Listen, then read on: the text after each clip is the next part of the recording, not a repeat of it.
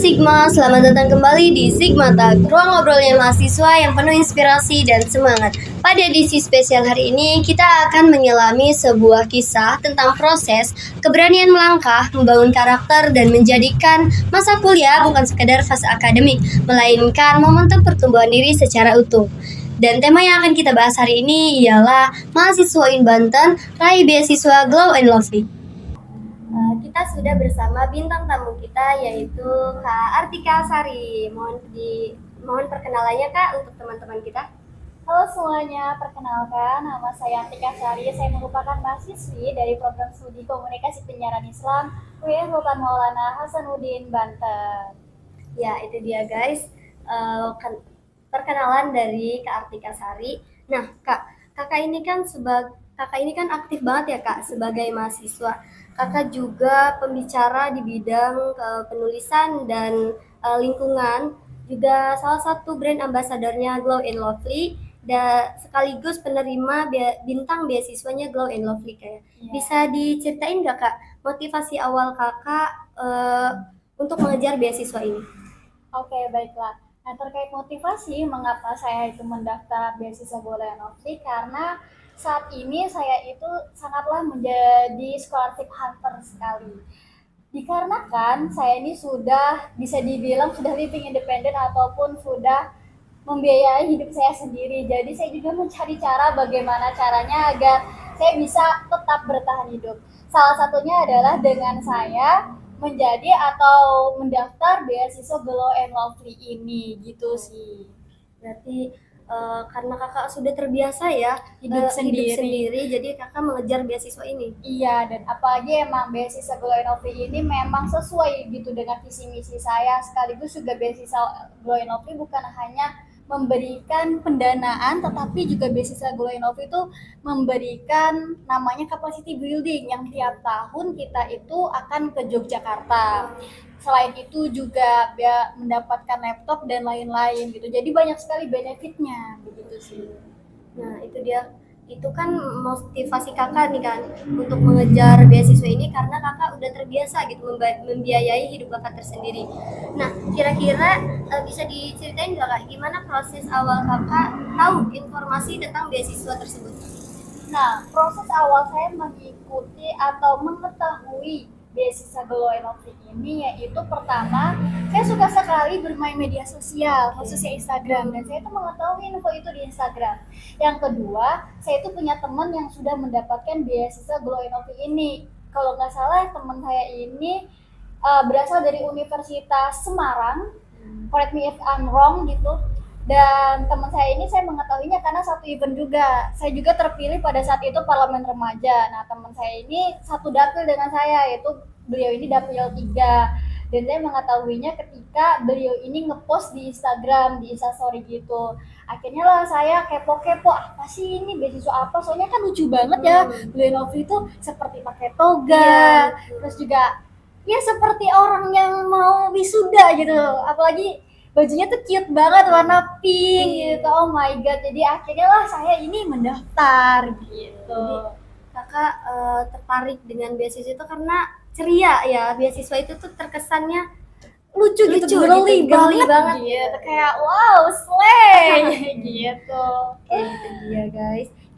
Berarti kakak dapat informasinya tuh termasuk dari teman ya Kak ya? Dari teman juga, teman yang sudah mendapatkan beasiswa tersebut. Nah, dari proses kakak seleksi gitu Kak, pernah nggak ada kepikiran aku deh nyerah aja gitu dalam proses seleksi beasiswa itu? Oh iya, tentu saja ada perasaan-perasaan seperti itu, dan saya rasa hal-hal seperti itu tuh hal-hal normal gitu, wajar gitu. Mengapa? Karena ketika saya sudah submit, saya tuh submit tuh kalau nggak salah beberapa menit sebelum penutupan gitu. Detik-detik tutup ya, karena emang sebanyak itu. Saya tidak menyangka harus juga menyertakan token, harus juga menyertakan lainnya gitu. Itu benar-benar banyak gitu berkas-berkasnya. Dan ketika sudah submit, dilampirkanlah informasi yang mendaftar itu. Kalau pada saat saya di tahun 2023 itu 10.000 pendaftar. Dan tentu saja di saat itu saya terpressure, aduh banyak banget. Apalagi beasiswa Glow and Lovely ini runtutannya atau prosesnya tuh lama sekitar 2 sampai 3 bulan, dan seleksinya tuh bukan hanya seleksi berkas aja. Pertama ada berkas awal, yang kedua ada berkas yang tahap kedua, tahap dimana kita itu sudah keterima di universitas, terus juga yang ketiga ada wawancara pertama dengan diri saya sendiri, yang keempat juga ada wawancara bersama orang tua, dan yang terakhir adanya penyertaan video atau membuat video gitu sih. Jadi emang cukup banyak dan itu merasa terpressure banget, apalagi kan di setiap wawancara pasti ada aja hal-hal yang dikulik dan hal-hal yang disampaikan atau yang dipertanyakan seperti itu. Oke, lumayan rumit ya Kak Iya, ya. rumit. Oke. Nah, tadi kan cerita Kakak ada rasa ingin menyerah gitu. Tapi ada gak Kak kayak, duh, aku emang harus ikut ini gitu. Ada hal-hal menariknya gitu. Ya, tentu saja karena juga saya ngelihat lagi-lagi si Toga Pink itu. Oke. Itu sangat-sangatlah cute dan girly banget. Oh my god, I want it gitu. Aku bener-bener menginginkannya. Jadi tidak apa-apa, yang jelas kan kita sudah mencoba. Setidaknya kalau kita sudah mencoba itu, kita sudah 50% berhasil, at least-nya seperti itu gitu. Jadi ya sudah, akhirnya kita gasngeng aja, kita maksimalkan apa yang bisa dimaksimalkan, kita cari-cari informasi apa saja yang bisa ditanyain, apa saja yang biasanya keluar gitu sih paling. Berarti emang ini juga dari kakaknya yang benar-benar tetap mau gitu, tetap Menginginkan menginginkan beasiswa beasiswa itu. tersebut. Salah satu alasannya adalah toga yang cute gitu guys. Iya. Sesimpel itu sih. Iya. Kadang tuh kita tuh untuk terus berproses ataupun terus maju tuh kita tidak perlu hal besar gitu. Karena juga sekedar hal kecil pun sebenarnya itu sudah cukup untuk kita terus berproses dan terus berjuang.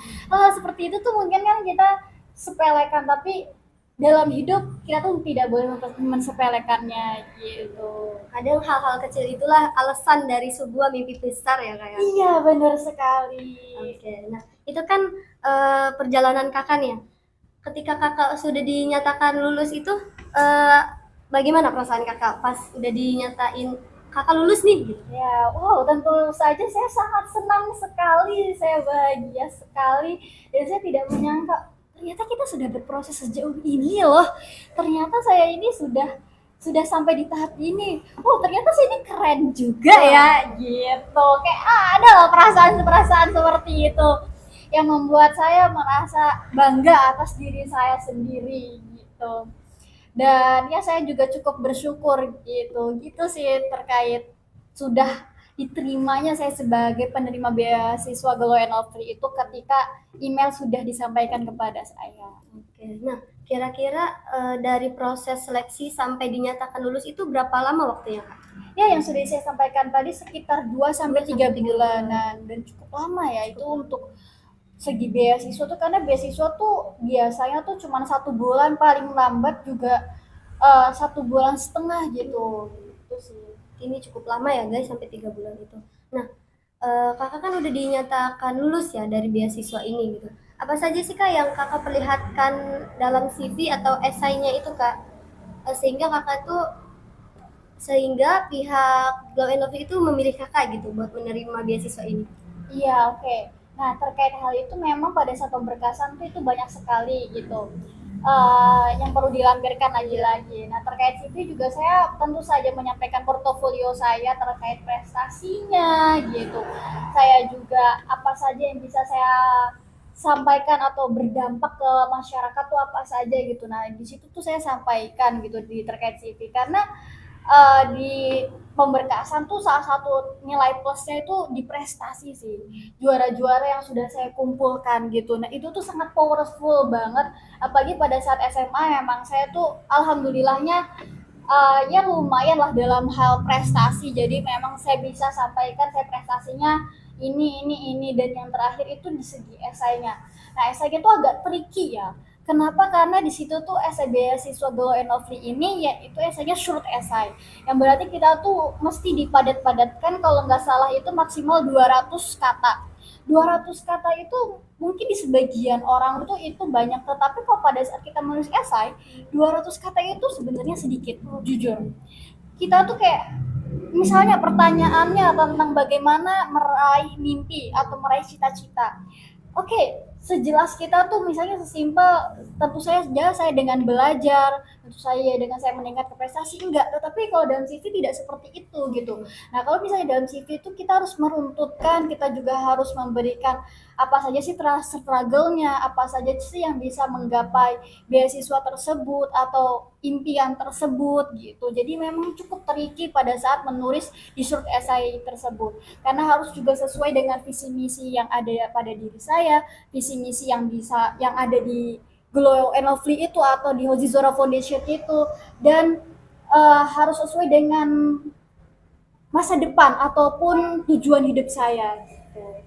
Kalau misalnya mahasiswa-mahasiswi lainnya belum mengetahui apa saja sih atau apa sih yang menjadi impian atau tujuan saya di beasiswa Glenhovi itu, secara tidak langsung kita tuh dituntut untuk kita tuh mengetahui tujuan kita ataupun cita-cita kita nih apa gitu, karena kita harus menorehkannya di essay tersebut dan kita harus sejalan dengan apa yang sudah kita perbuat sebelumnya dan yang akan datang begitu. Lumayan ini ya kayak lumayan tricky itu tadi. Iya, tricky. Dan ditekankan untuk 200 kata, Kak. Iya, 200 kata.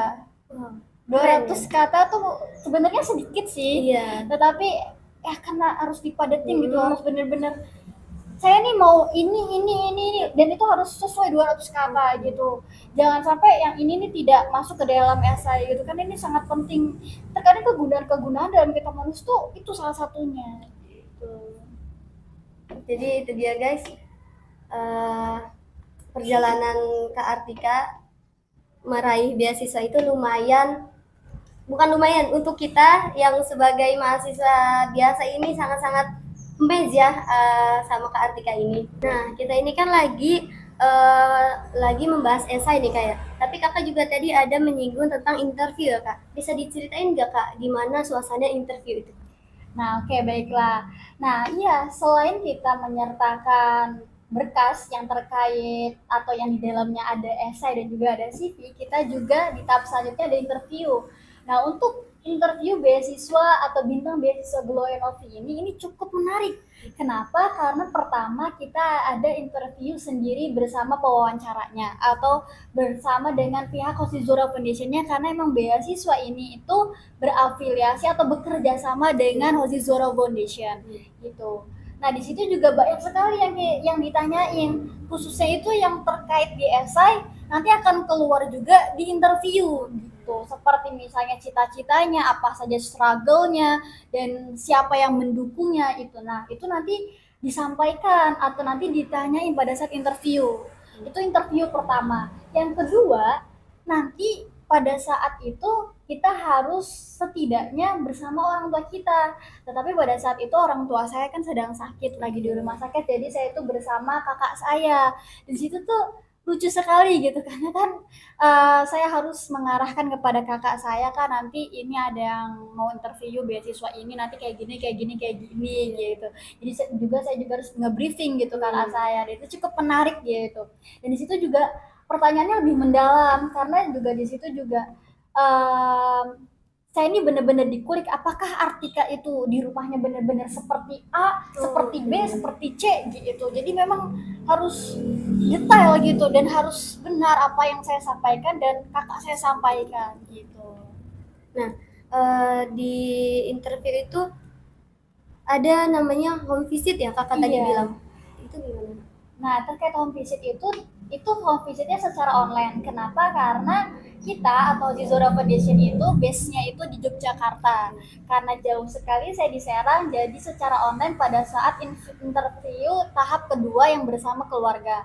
Nah, nanti di situ nanti sambilan kita VC, nah nanti itu dikerahkan atau dilihatkan rumahnya. Oh, ini loh di bagian kamar nanti di SS. Oh, ini loh bagian ruang tamu nanti di SS. Oh, ini loh bagian WC nanti di SS. Oh, berarti benar-benar detail ya Kak, semua iya, harus diperlihatkan. Gitu. Nah, home visit itu sebenarnya ditekankan buat apanya gitu Kak home visit? Kenapa ada home visit itu Kak? Tentu saja karena di situ untuk pemberkasan. Oke. Pemberkasannya pada saat pemberkasan yang kedua, kita juga harus menyertakan foto rumah kita, Oke. foto rumah kita, detail-detailnya. Nantinya pada saat home visit tuh, nih anak benar gak sih rumahnya di Oh, sini iya. gitu. Nih anak apakah salah gitu. Jangan sampai ada hal-hal yang miskom seperti kalau misalnya di home visit atau di pemberkasan itu rumahnya seperti A, tetapi pada saat home visit online di VC ternyata rumahnya B. Nah, itu kan kejomplangan atau menjadi hal yang tidak seharusnya gitu. Jadi fungsinya menghindari data palsu ya Kak? Iya, benar sekali. Nah, Kakak juga sempat ngebahas ada video kreatif ya Kak ya? Bisa diceritain juga nggak Kak video kreatif itu? Nah, terkait video kreatif, kita itu disuruh membuat video. Basically itu berisi perkenalan, alasan mengapa mendaftar beasiswa ini, terus juga cita-cita, terus bagaimana kita itu bisa sampai menggapai cita-cita itu apa yang akan kamu lakukan gitu. Nah itu tuh sekitar 1 menit kurang lebihnya, saya lupa itu atau nggak salah maksimal 90 menit deh gitu.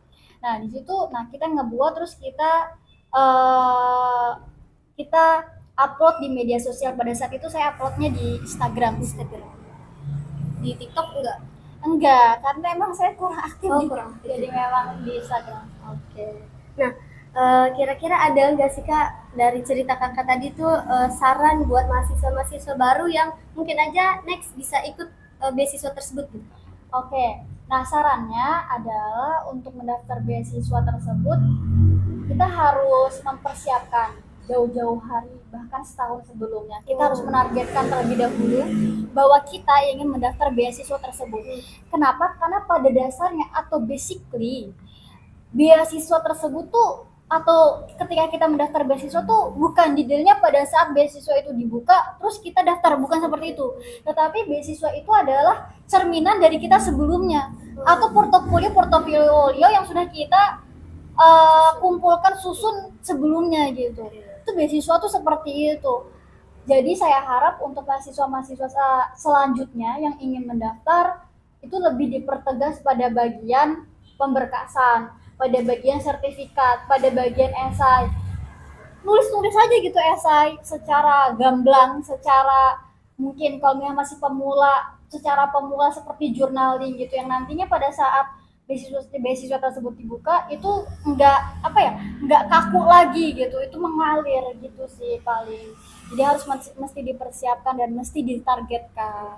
Berarti buat mahasiswa-mahasiswa berikutnya yang ingin ikut benar-benar harus matang ya guys persiapannya, bukan yang secara tiba-tiba ikut ya Kak ya? Iya, karena juga di tahun ini saya lihat di Instagramnya itu yang daftar itu menambah yaitu 18.000 plus.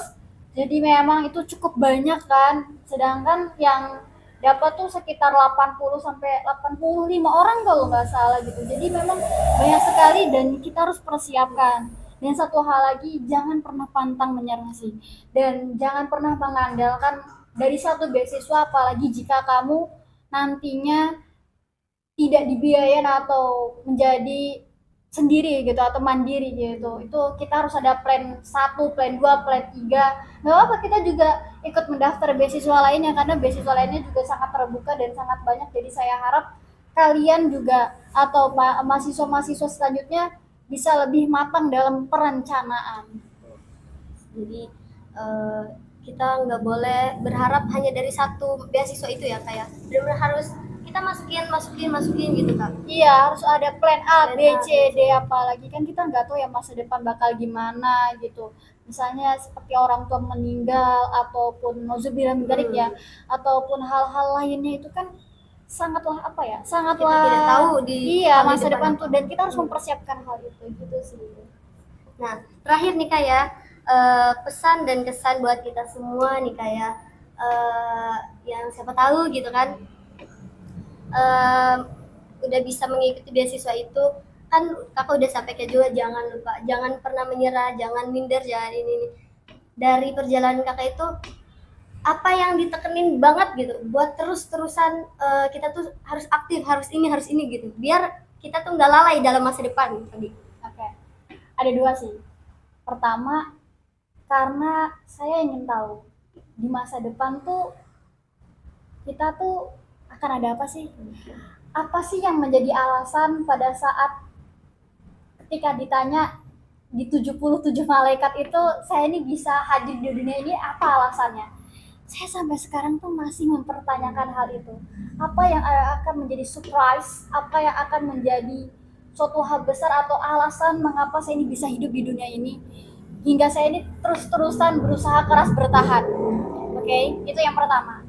Yang kedua atau yang terakhir adalah karena saya ini masih muda, tenaga saya masih banyak, saya masih 20-an, jadi saya ingin memaksimalkan menjadi mahasiswa ini, menjadi orang muda ini dengan memaksimalkan apa yang saya bisa.